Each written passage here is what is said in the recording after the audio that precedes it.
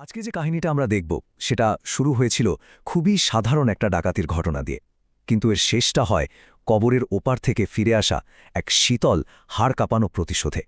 এই প্রশ্নটাই কিন্তু আজকের পুরো গল্পের কেন্দ্রবিন্দু, আর এই প্রশ্নটা আমাদের ন্যায় অন্যায়ের সব ধারণাকে একবার নাড়িয়ে দেবে। তো গল্পটা শুরু হচ্ছে একটা অপরাধের দৃশ্য দিয়ে, যেখানে সবকিছু একদম ওলটপালট, কিন্তু এখানে সূত্রগুলো কোনো সোজা পথে এগোয় না। একবার দৃশ্যটা ভাবুন তো, নতুন কর্মচারী নিখিল দোকানে ঢুকে দেখল মেঝেতে কাচের টুকরো ছড়ানো আর খালি গয়নার বাক্সগুলো এখানে ওখানে পড়ে আছে, আর তার মালিক আশুতোষবাবু রাগে ফুঁসছেন না, বরং অদ্ভুত এক ভয়ে যেন পাথর হয়ে গেছেন। ব্যাপারটা হচ্ছে, জাতা গয়না কিন্তু চুরি হয়নি, ঠিক এই জিনিসগুলোই উধাও হয়েছে, আর প্রত্যেকটারই একটা বিশেষ মানে আছে। আর এখান থেকেই কিন্তু একটা সাধারণ চুরি একটা গভীর আর অশুভ রহস্যে পরিণত হয়। আর ঠিক তখনই দোকানের মালিক এমন একটা কথা বললেন যেটা শুনেই খটকা লাগে। এত বড় ডাকাতি হয়ে গেল আর উনি কিনা বলছেন পুলিশ ডাকার দরকার নেই। এখান থেকেই প্রথম সন্দেহটা জাগে।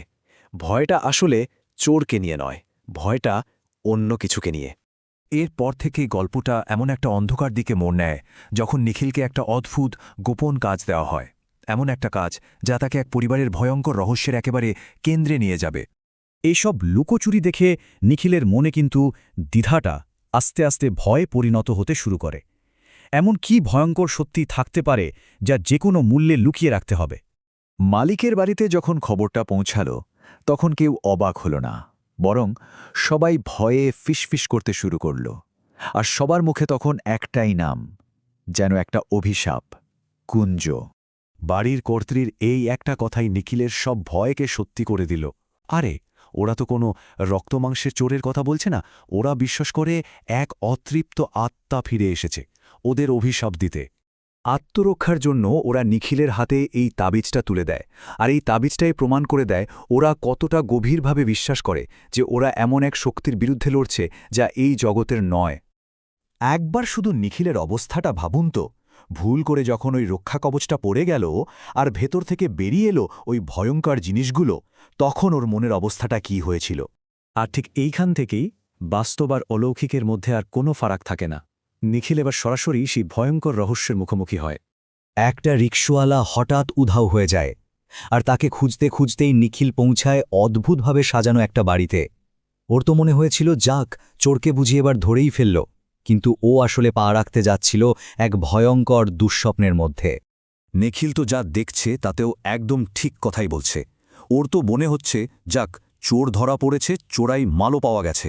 কিন্তু কনের উত্তরটা কোনো চোরের মতো নয়, বরং ভীষণ করুণ, যেন এক নির্যাতিত আত্মা কথা বলছে।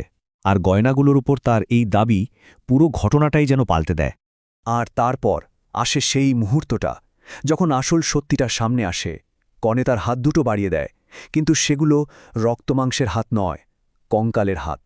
ব্যাস, এক মুহূর্তে নিখিলের চেনাজানা পৃথিবীটা যেন ভেঙে গুড়িয়ে গেল।